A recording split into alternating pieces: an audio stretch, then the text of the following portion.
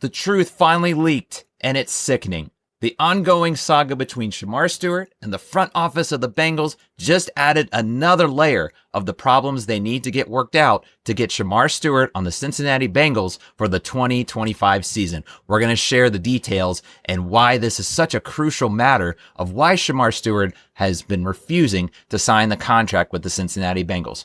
Welcome to the jungle. This is Isaac Coffman with Bengals Digest. So happy to see all you Bengals fans. We are coming up on training camp. It is just days away. So be sure you are subscribed. Smash that button below so you'll be up to date on all the breaking news. You can join the community, join your voice. We are so close to about 3,000 subscribers. We are at the 2,000 mark. Let's see if we can get to 3,000 before the season starts and build this community up so that we can talk and discuss all Bengals news as they come out.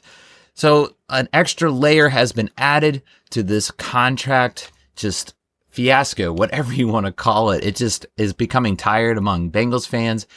Ever since Shemar Stewart was drafted first round, there was controversy. This was a guy that only had about 4 sacks in college and was expecting that he would be a guy maybe to either line up with Trey Hendrickson, or if Trey Hendrickson does not get signed, he gets traded, possibly be that guy to step in.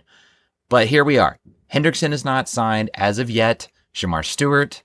This is just adding more and more the likelihood he is not going to sign with the Bengals this year.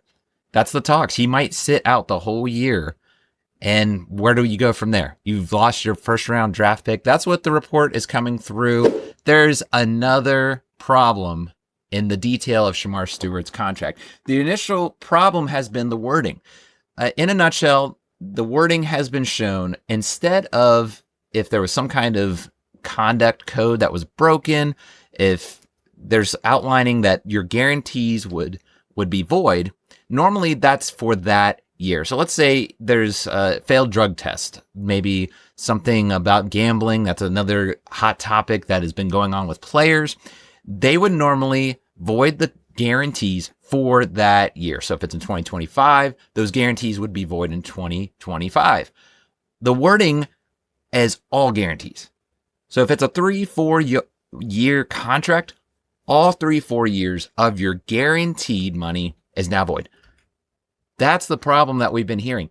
There's a new problem that has been added to this contract, and this just makes me shake my head. I'm just going to be quite honest, because that in itself of the void guarantees, that's one problem you feel like you can eventually get worked out. This is something that just adds a new layer. This is coming from Jeremy Fowler.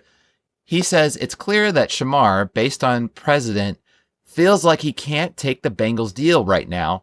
From my understanding of the language and the contract, they're essentially in some areas asking him to take a pay decrease from last year's number 17 pick, Dallas Turner in Minnesota. Got with certain bonuses, usually those numbers go up every year. As far as the percentage guarantee, his, to my understanding, was going down. So that's problematic. And it's something he isn't willing to accept. This is not good. This is, I just don't know what to say. If that is true, unfortunately, this is playing into the narrative. There's so many knocks against this Bengals organization. They don't have that drive to win. They're cheap. They don't want to pay their players. You hear all these knocks. Well, if that's the case, they are trying to lowball someone that as the years go on, you should actually steadily be getting more money as that first round draft pick. Take out of the equation, these are players getting millions of dollars. Any job, especially with the market, especially with the cap, it is going up each year. This is a business. However, this business is growing. So why is that such a big deal? You can't at least match the amount of the 17th pick last year to this year. The reports are saying the Bengals are trying to go lower than that.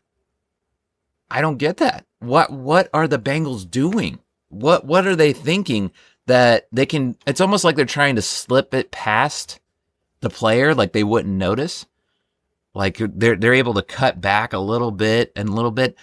I just don't understand the reasoning on that. You can hand it to the Bengals that, you know what, they've been handling the cap space well. They've negotiated. They've been saving money here and there.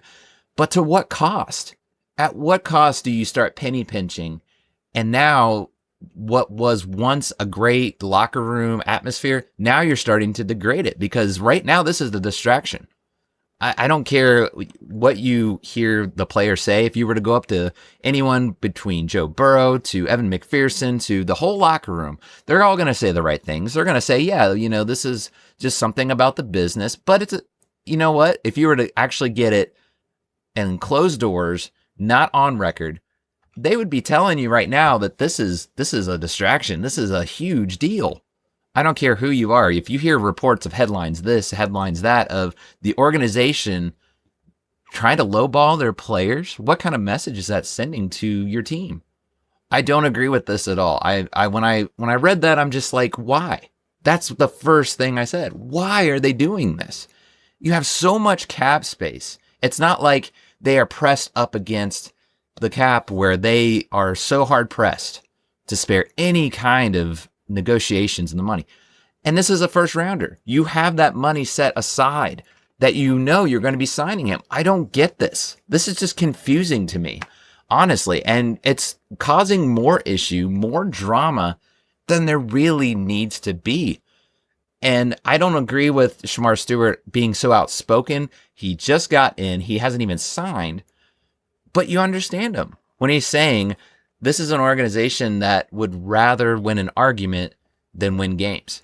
Unfortunately, this type of whatever you want to call it, just money, cut cost, whatever. I can't even talk straight on this. It's just so confusing to me. If you're trying to lowball players, just work out the contract properly.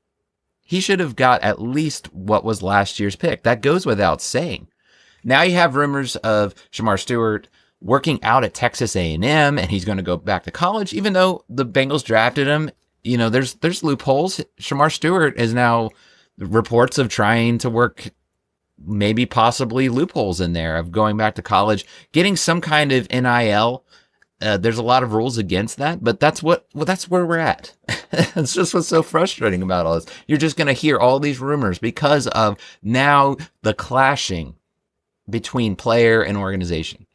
This stuff should be behind closed doors. There's going to be disagreements. There's going to be times where there's going to be a back and forth affair. But when you're airing out your dirty laundry like Shemar Stewart and this Bengals organization, as much as they haven't been commenting on it, you're hearing what they are giving to Shemar Stewart. This is not good. It's not good for your organization. It's not good for your team. It's not a good message for players. If you're trying to attract free agents, are they going to think in their mind, well, if I want to sign with this team, am I going to get a long-term contract, or are they going to try and lowball me? Overall, it's just not good. It's just adding to the drama. Here we are, a few days out from training camp. We should be excited and focusing on the players. And certainly that's where my focus is starting to go. I'm almost getting tired of hearing this. I hear from you guys in the comments. I see that. We appreciate you guys commenting your thoughts. You can sense the frustration with fans. It's just almost to get this done, get it over with, because most of this is unnecessary. We've talked about it at length. Both sides are at fault. Shemar Stewart, he's sitting out. He's not signing. He's being outspoken. But then you go to the Bengals, there's a lot of fault there. Again, the wording. Why of all times are you trying to do the wording right now, this year, starting with your first round pick, and you're trying to cut costs by giving them less than last year's pick in the same spot? Not good. Not good at all. The Bengals need to go to Shemar Stewart. They need to work this out, make the sacrifices, compromise. Both sides need to do that. Get this worked out so that they can move on, get on the field. He needs all the reps he can get. He has the potential. He's got so much of this prospect that he could build into that just defense wrecker. But he's got to prove it. He's got so much to prove. We can talk about the what ifs all day long. He could do this, he could do that, but he's not going to get there if he's not on the field, if he's not in practice, he's not getting all of that repetitions that you need to get to that point. Goes without saying. So it remains to be seen, just another layer to be added into the saga of contract disputes. What do you guys think about all this? Does this build your frustration of what's been going on, or what do you think? Do you think they're going to hash this out? Are they going to work it out to where Shemar Stewart is at the very least ready to go for week 1, possibly for training camp? The way things are going, it's hard to say, but we want to hear from you. Comment below your thoughts and anything else coming up on training camp. Again, this is exciting. We're getting back into football season. It is right around the corner. We want to hear from you guys. And again, if you have not already, smash that subscribe so you'll be up to date when all of our new content, our new videos drop. So that's going to do it for now, guys. As we say, who dat?